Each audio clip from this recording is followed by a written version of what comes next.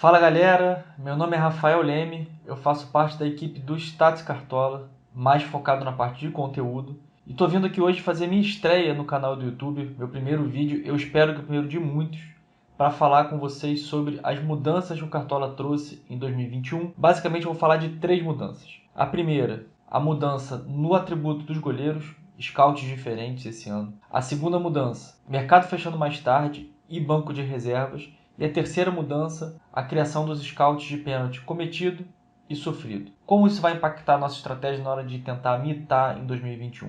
Vamos conversar um pouquinho, mas antes, se inscreva no canal para poder continuar acompanhando o nosso trabalho. Dá o like para a gente poder crescer e fazer cada vez mais vídeo para vocês. E ativa a notificação para você saber sempre que tiver um vídeo novo. Vamos nessa?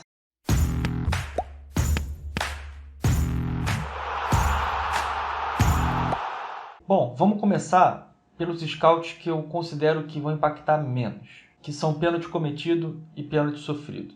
Eles vão ter pouquíssimo impacto, para não dizer nenhum, na hora da gente escalar esse ano. Tem que lembrar que eles já eram considerados para a pontuação dos jogadores ano passado, só que não tinha nome de pênalti. Era uma falta cometida ou falta sofrida comum. Esse ano, eles transformaram em pênalti cometido e pênalti sofrido, e deram um valor de 1 ponto, para mais ou para menos. Por que eu acho que o impacto vai ser praticamente nenhum? Porque a gente normalmente avalia scouts que tenham uma grande frequência ou uma grande pontuação. Por exemplo, o gol tem uma baixa frequência, mas tem a pontuação alta, são 8 pontos.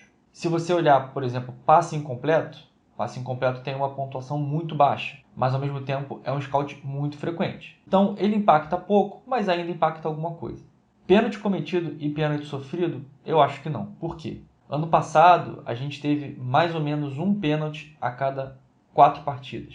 E o jogador que sofreu mais pênaltis, para vocês terem ideia, sofreu 4. Eu dou um 12 para quem acertar quem foi esse jogador caçado dentro da área. Ele mesmo, Marinho, o craque do Santos. E ele pontuaria a mais esse ano apenas 2 pontos. Lembrando que ano passado, esses 4 pênaltis que ele sofreu já pontuavam como falta sofrida. Então o impacto é muito baixo. Na média, vai dar menos do que 0,1 de diferença. Olhando pelo outro lado, pelos pênaltis cometidos, também a frequência é muito baixa. Foram 3 pênaltis cometidos por 2 jogadores que se destacaram, e aí negativamente, nesse scout, que foram o Jackson, zagueiro do Fortaleza, e o Gregório, volante do Bahia.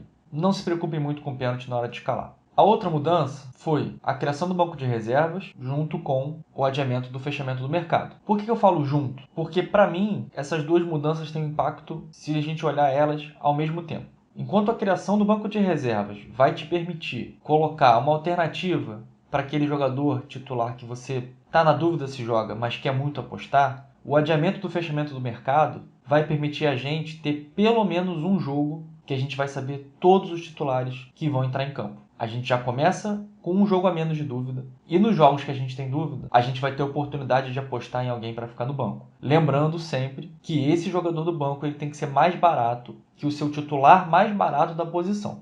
Na minha opinião, a gente vai ter um ano com tudo para estudar bem, montar uma boa estratégia e tentar passar as 38 rodadas sem nenhum desfalque.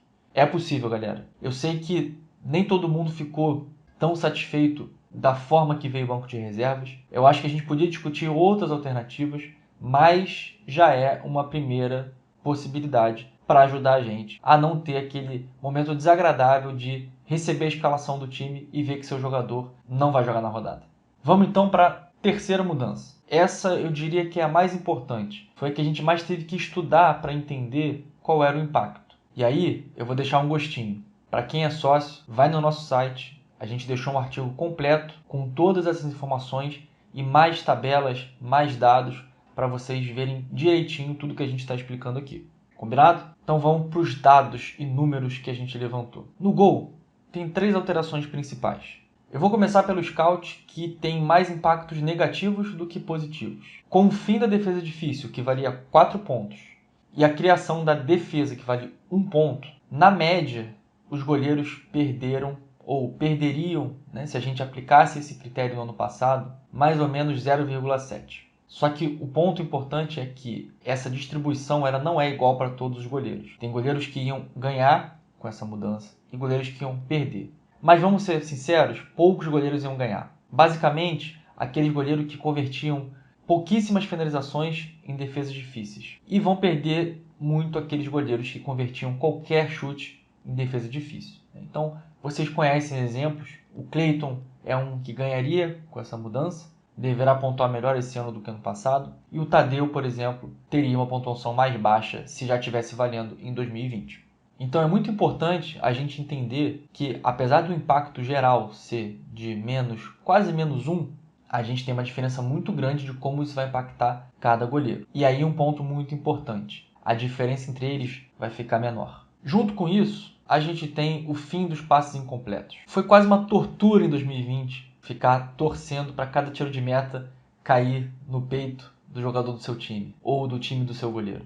Cada passe incompleto vindo de tiro de meta, reposição, ou às vezes toque para o lado, lançamento, chutão, menos 0,1 ponto para o seu goleiro. Alguns goleiros, como Marcelo Lomba, por exemplo, sofreram muito, outros nem tanto. Mas, de novo, na média, o impacto era de mais ou menos 7 passes incompletos por jogo. Ou seja, com essa nova regra, onde não tem passe incompleto mais para goleiro, a tendência geral é de que haja uma pontuação em média de 0,7 maior. A gente já falou de 0,7 antes, no scout de defesa difícil, que virou agora defesa. Então, em linhas gerais, se a gente fosse olhar todos os goleiros, ou pelo menos aqueles que tiveram muitos jogos, a tendência é que fim do passe incompleto compensasse a troca de defesa difícil para defesa. Mas eu falei e repito, depende de cada goleiro.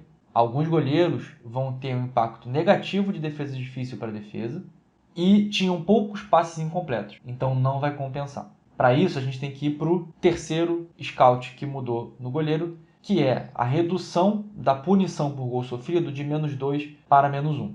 Isso, obviamente, vai beneficiar todos os goleiros. Igual? Não. Aquele goleiro que tomava uma goleada, eventualmente, vai pesar menos. A gente, mais uma vez, tem um indicativo de que a diferença entre os goleiros que foram bem e foram mal na rodada deve diminuir, assim como a média deles. Ou seja, nossa aposta é que aquele goleiro que toma 2, 3 gols ou aquele outro que faz 4, 5 defesas, a diferença entre eles vai ser menor do que era em 2020. Só que a gente precisa ainda prestar atenção num scout que não mudou, que é o SG. Continua valendo 5 pontos. E agora, a distância dele para o segundo scout que mais pontua no goleiro, seja para mais, no caso da defesa, ou para menos, no caso do gol sofrido, é de 5 para 1. Aumentou essa diferença. Com a defesa valendo 1 ponto, a gente vai olhar para um goleiro muito mais próximo de uma estratégia que a gente usava para zagueiro do que ano passado, que a gente ficou um pouco confuso se apostava na defesa difícil, arriscando tomar uma goleada, se tentava o SG, se olhava para o passe incompleto porque podia machucar, e a gente acabou passando quase o ano todo tentando acertar e muitas vezes não conseguindo. Combinado? A gente volta aqui para falar um pouco mais ainda antes de começar o campeonato. Tem muita coisa para acontecer até lá. Vamos juntos, sigam a gente nas redes sociais, curtam o vídeo, sigam o nosso canal e ativem as notificações. Obrigado, até a próxima, galera.